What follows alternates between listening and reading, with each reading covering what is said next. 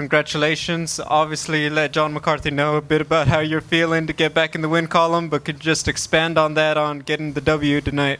Yeah, man, it's been very unfortunate in my last two fights because I've been working so damn hard trying to get stay on top, right?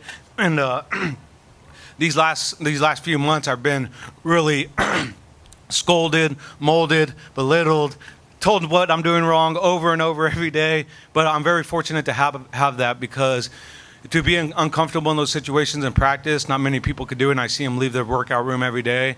And it brought me back to the workout room every day, thanks to Tiki Gosa and Paul Herrera, just constantly on my ass about being perfect, being perfect, being perfect. And it showed a little bit tonight. It didn't show all the way because obviously I didn't get the finish I wanted, but I was trying, I was trying to go out there. And Enrique's a tough motherfucker, man, and he took some bombs, and his neck was a good size, so I couldn't slap that choke in on him, so props to him.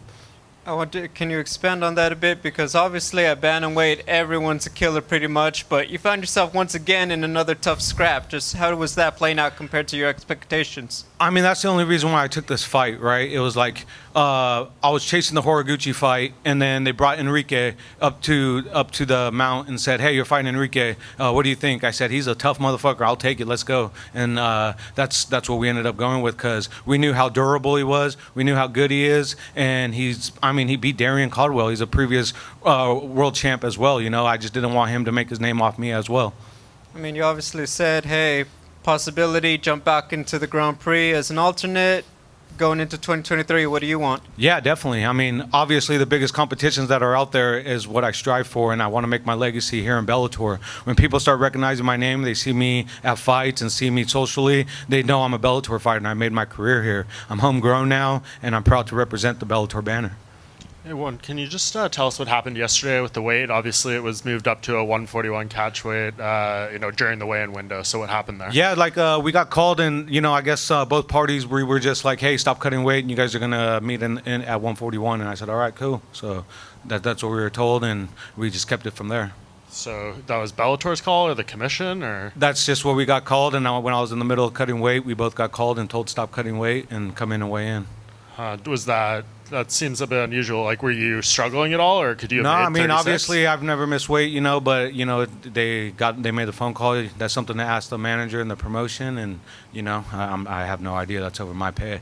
do you feel like, because this fight wasn't at bantamweight, does that hurt your chances at all if maybe they... No, I mean, come on, look at me. I've been going in and day out fighting in the cream of the crop of whoever Bellator has given me, and I've never turned down one fight that they've offered me. Every fight they put on the contract, I'm very easy to deal with. I signed the dotted line. Adjustments get made. I signed the dotted line. It doesn't matter. So I know there's a rhyme and reason for everything.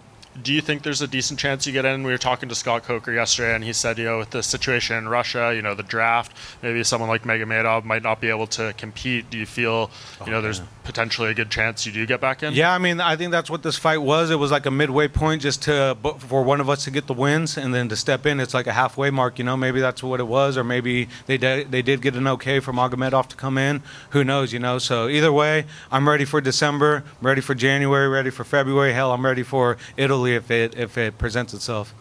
What's up, Juan? Yourself as a Mexican-American, Enrique being from Peru, how big of a fight do you feel this was for the Hispanic and Latin community? Yeah, it was something that I wanted to redeem myself from my last fight with Henry Corrales when I fought during Hispanic Heritage Month.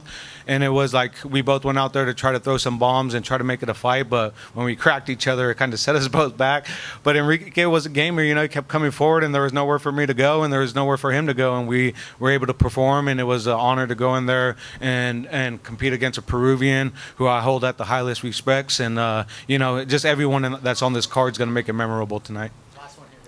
Did you hear your family and friends cheering for you? Oh, yeah, your all the time.